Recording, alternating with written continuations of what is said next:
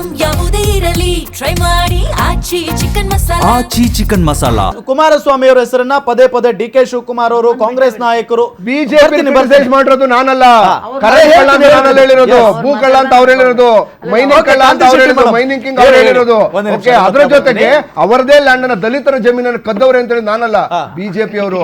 ಮತ್ತೆ ಅವ್ರದೇ land acquisition ಅಲ್ಲಿ ಅವರ ಜಮೀನನ್ನ ಬಿಟ್ಟು ಲ್ಯಾಂಡ್ ಅಕ್ವಿಸಿಷನ್ ಮಾಡಿರೋದಲ್ಲ. ಇಷ್ಟು ಆರೋಪಗಳು ಬಿಜೆಪಿ ನಾಯಕರು ಮಾಡಿರೋದು. ಇವಾಗ ಜೊತೆಲಿದ್ದಾರೆ ಅಂತ ಹೇಳ್ಬಿಟ್ಟು ಬಾಯಿ ಅಂತ ಹೇಳೋದಲ್ಲ. ಪಾಪದ ಕೂಪವನ್ನ ಇವತ್ತು ಏನು ಇಲ್ಲಿ ನಡೀತಾ ಇದೆ ಅದರ ಪಾಪದ ಕೂಪ ನಮ್ಮನ್ನ ಯಾರು ಕರಿಬೇಡಿ, ಪೂರ್ತಿ ಅವ್ರಿಗೆ ಏನ್ ಹೇಳ್ತಾರೆ ಕೇಳ್ಕೊಂಡು ಅಭಿವೃದ್ಧಿಗೋಸ್ಕರನೇ ಅಕ್ವೈರ್ ಮಾಡ್ತಿದ್ದೀರಾ. ಪಾರ್ಟಿಗಳು ಮಾತಾಡೋದು ನೆಕ್ಸ್ಟ್ ಇರೋಣ, ರೈತರ ಬಗ್ಗೆ ಬರೋಣ. ಕರೆಕ್ಟ್. ಇವರು ಇಷ್ಟೊತ್ತಿಗೆ ಮಾತಾಡ್ತಾ ಇದ್ರು ಆ ಪಾರ್ಟಿ ಈ ಪಾರ್ಟಿ ಅಂತ. ಫಸ್ಟ್ ಮೊಟ್ಟ ಮೊದಲ ನಂದು ಒಂದೇ ಒಂದು ಮಾತಿಲ್ಲಿ ಹೇಳಬೇಕು. ಕಳೆದ 15 ವರ್ಷದಿಂದ KIDBಯಲ್ಲಿ 1,55,000 ಎಕರೆನ ಅಕ್ವೈರ್ ಮಾಡಿದಿರಿ. ಅದರಲ್ಲಿ ಡೆವಲಪ್ ಮಾಡಿರೋದು ಕೇವಲ 41,607 ಎಕರೆ, ಅಂದ್ರೆ 23% ಮಾತ್ರ.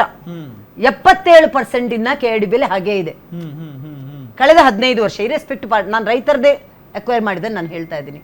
ಅದರ ಜೊತೆಗೆ ಶಿವರಾಮ್ ಕಾರಂತ ಬಡಾವಣೆ ಏನಾಯ್ತು, ಸೂರ್ಯ ಸಿಟಿ ಏನಾಯ್ತು, ಅಥವಾ ಅರ್ಕಾವತಿ ಏನಾಯ್ತು, ಅಥವಾ ಕೆಂಪೇಗೌಡ ಲೇಔಟ್ ಏನಾಯ್ತು, ಅಥವಾ 6 ಲಕ್ಷಕ್ಕಿಂತಲೂ ಜಾಸ್ತಿ ಫ್ಲಾಟ್ಗಳು ಖಾಲಿ ಇದೆ. ನಾನು ಹೇಳೋದು ನಿಜಕ್ಕೂ ರೈತರ ಬಗ್ಗೆ ಕಾಳಜಿ ಇದ್ದು ಅಭಿವೃದ್ಧಿ ಅಥವಾ ಅಕ್ವೈರ್ ಮಾಡ್ತಾ ಇರೋದು ಅಭಿವೃದ್ಧಿಗೋಸ್ಕರನ, ಅಥವಾ ರೈತರು ಇಲ್ಲಿ ನಾವು ದೇಶದ ಜೀವನಾಡಿ ಅಂತ ಕರಿತೀವಿ.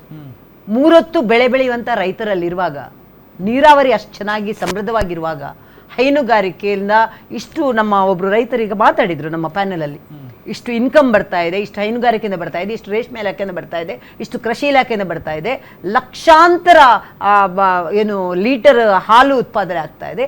ಇಂತಹ ಒಂದು ಕೃಷಿ ಭೂಮಿ, ಇಂತಹ ನೀರಾವರಿ ಇರುವಂತಹ ಭೂಮಿನ ಇವರು ಅದೇ ಒತ್ತುವರಿ ಮಾಡಬೇಕು ಅಂತ ಹೇಳಿದ್ರೆ, ಒಂದು ನಾನು ಗ್ಯಾರಂಟಿ ನ್ಯೂಸ್ಗೆ ಥ್ಯಾಂಕ್ಸ್ ಹೇಳ್ತೀನಿ. ಪ್ರತಿದಿನ ಕುರ್ಚಿ ಕಾದಾಟ ಮಾತಾಡ್ತಾ ಇದ್ರು, ಇವತ್ತು ಅಟ್ಲೀಸ್ಟ್ ರೈತರ ಬಗ್ಗೆ ಒಂದು ವಿಚಾರವನ್ನ ತಂದಿದ್ದೀರಾ. ನಿಜಕ್ಕೂ ಇವತ್ತಾದ್ರೂ ಒಂದು ವಿಚಾರ ಮಾತಾಡಕ್ ಬಿಡಿ. ಯಾಕಂತ ಹೇಳಿದ್ರೆ ಇದು ನಿಜಕ್ಕೂ ಚರ್ಚೆ ಆಗ್ಬೇಕಾಗಿರೋ ವಿಷಯ. ಇವರು ಮಾನ್ಯ DK ಶಿ ಅವರಿಗೆ ಈ ಮೂಲಕ ನಾನು ಕೇಳ್ತೀನಿ, ನಾನು ಮಾಡೇ ಮಾಡ್ತೀನಿ, ನಾನು ಕೊಟ್ಟೇ ಕೊಡ್ತೀನಿ. ಅವ್ರು ಹೇಳ್ತಾ ಇದ್ದಾರೆ 80% ರೈತರು ಒಪ್ಕೊಂಡಿದ್ದಾರೆ ಆಲ್ರೆಡಿ ಭೂಮಿ ಕೊಡೋದಕ್ಕೆ ಅಂತ.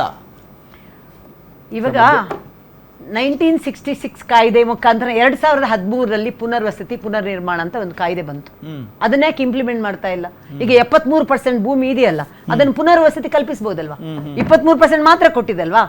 ನೀವು ಮಾಡಲೇಬೇಕು. ನಿಮ್ಮ ಏನು ರಾಜಕೀಯ ಕುರ್ಚಿ ಕಾದಾಟ ಆಯ್ತು, ಆಮೇಲೆ ಬ್ರ್ಯಾಂಡ್ ಬ್ಯಾಂಗ್ಳೂರ್ ಆಗೋಯ್ತು, ಟೌನ್ಶಿಪ್ ಏನದು ಟೆನಲ್ ಬ್ಯಾಂಗ್ಳೂರ್ ಆಗೋಯ್ತು, ಗುಂಡಿ ಬ್ಯಾಂಗ್ಳೂರ್ ಆಗೋಯ್ತು. ಇವಾಗ ಬಿಡದಿಗೆ ಬರ್ತಾ ಇದ್ದೀರಾ. ನಿಮ್ಮ ಜನಪರ ಕೆಲಸ ಯಾವುದೂ ಇಲ್ಲ, ಅಥವಾ ಯಾವುದಾದ್ರೂ ಒಂದು ಈ ತರ ಒಂದು 3 ವರ್ಷದಿಂದ ಕುರ್ಚಿ ಕಾದಾಟ ಬಿಟ್ಟು ಇಂಥದ್ದೊಂದು 5 ಅಭಿವೃದ್ಧಿ ಮಾಡಿದೀವಿ ಅಂತ ಹೇಳಕ್ಕಿದೆಯಾ? ಇಲ್ಲ. ಸಾಧನಾ ಸಮಾವೇಶ ಮಾಡ್ತೀರಾ. ರೈತರ ಆತ್ಮಹತ್ಯೆ ಇಡೀ ದೇಶದಲ್ಲಿ ನಾವು 2ನೇ ಪ್ಲೇಸ್ ಅಲ್ಲಿ ಇದೀವಿ, ಇದ್ರದ್ದು ನೀವು ಸಾಧನಾ ಸಮಾವೇಶ ಮಾಡ್ತಾ ಇದ್ದೀರಾ. ಅಥವಾ ಇಲ್ಲಿ ಇಷ್ಟು ಜನ ಗುಂಡಿಯಲ್ಲಿ ಬಿದ್ದು ಸತ್ತೋದ್ರು, ಇದು ಸಾಧನಾ ಸಮಾವೇಶ. ಇಷ್ಟು ರೈತರು 2656 ಹೆಕ್ಟೇರ್ ಬೆಳೆ ನಾಶ ಆಗಿದೆ. 11 ಜಿಲ್ಲೆಯಲ್ಲಿ ಅಕಾಲಿಕ ಮಳೆ ಆಗಿದೆ.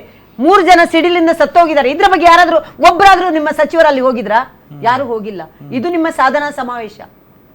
ಇವತ್ತು ಇಷ್ಟು KIDBಯಲ್ಲಿ 73% ಭೂಮಿ ಹಾಗೇ ಇದೆ, 23% ಮಾತ್ರ ಕೊಟ್ಟಿದ್ದೀರಾ. ಆದ್ರೂ ಅದನ್ನು ಪುನರ್ವಸತಿ ಅಥವಾ ಪುನರ್ನಿರ್ಮಾಣ ಮಾಡ್ತಾ ಇಲ್ಲ.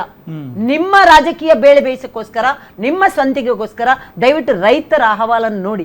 ರೈತರು 4 ಕೆಲವು ರೈತರು ಬಂದು ಕೊಡ್ತೀವಿ ಅಂತ ಹೇಳಿದ್ರೆ ಸಾಲದು. ನಿಜವಾದ, ನಾನು ಹೇಳ್ತೀನಿ, ನೀವು ಗ್ರೌಂಡ್ ರಿಪೋರ್ಟ್ ಮಾಡ್ತಾ ಇದ್ದೀರಾ, ನಾವು ನಿಜವಾಗ್ಲೂ ಸ್ವಾಗತಿಸ್ತೀನಿ. ನಿಜವಾದ ರೈತರಿಗೆ, ಅಲ್ಲಿ 3 ಹೊತ್ತು ಬೆಳೆ ಬೆಳೆಯುವಂತಹ ರೈತರಿಗೆ, ನೀರಾವರಿ ಇರುವಂತಹ ಜಾಗದಲ್ಲಿ ನೀವು ಒಬ್ರು, ನಾನು ಹೇಳೋದನ್ನು ಕೇಳ್ಕೊಂಡೆ, 10 ಕೋಟಿ ಕೊಟ್ಟರು ಕೊಡಲ್ಲ ಅಂತ. ಈ ತರ ಒಬ್ರೇ ಮಾಡ್ಲಿ, ಇಬ್ರೇ ಮಾಡ್ಲಿ, ರೈತರಿಗೆ, ರೈತರ ಪರ ನಾವು ಇರ್ತೀವಿ ರೀ. 4,000 ಕೊಟ್ಟದನ್ನು ಸ್ಟಾಪ್ ಮಾಡಿದಿರ, ರೈತ ವಿದ್ಯಾರ್ಥಿ ಕೊಡೋದು ಸ್ಟಾಪ್ ಮಾಡಿದ್ರೆ ಬೇಡ, ಅದು ವಿಷಯಾಂತರ ಆಗೋದು ಬೇಡ.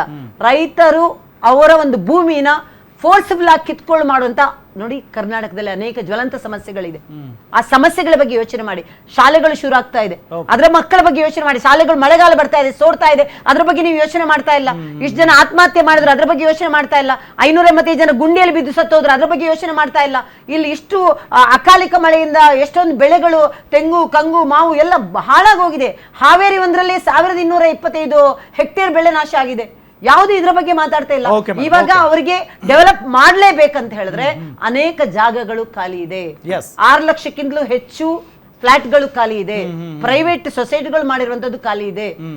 ಇಷ್ಟು ಏನು ಕೆಂಪೇಗೌಡ ಲೇಔಟ್, ಶಿವರಾಮ್ ಕಾರಂತ್, ಅರ್ಕಾವತಿ ಲೇಔಟ್, ಸೂರ್ಯ ಸಿಟಿ, ಇದು ಎಲ್ಲ ಕಡೆ ನೀವ್ ಹೇಳ್ತಾ ಇರೋದು ಇರೋದನ್ನೇ ಅಭಿವೃದ್ಧಿ ಮಾಡ್ತಾ ಇಲ್ಲ, ಈಗ ಯಾಕೆ ಹೊಸದು ಈಗ ಅಂತ. ಬಂಜರು Okay, ಭೂಮಿಯಲ್ಲಿ okay. okay. ಬರ್ತೀನಿ, ಒಂದ್ break ನ ಬಂಜರು ಸಮಯ ಭೂಮಿ madam. ಅಭಿವೃದ್ಧಿ ಮಾಡಿ. ಬರ್ತೀನಿ ವಾಪಸ್, ಒಂದ್ ಬಂಜರು break ನ ಭೂಮಿ ಸಮಯ ಅಭಿವೃದ್ಧಿ ಮಾಡಿದ್ರೆ ನಾವೆಲ್ಲ Madam, ಹೇಳ್ತಾ ಒಂದ್ ಇಲ್ಲ. break ನ ನೀರಾವರಿ ಸಮಯ ಯೋಜನೆ ಬರ್ತೀನಿ. ಯಾಕೆ ಮಾಡ್ತಾ ಇದ್ದೀರಾ?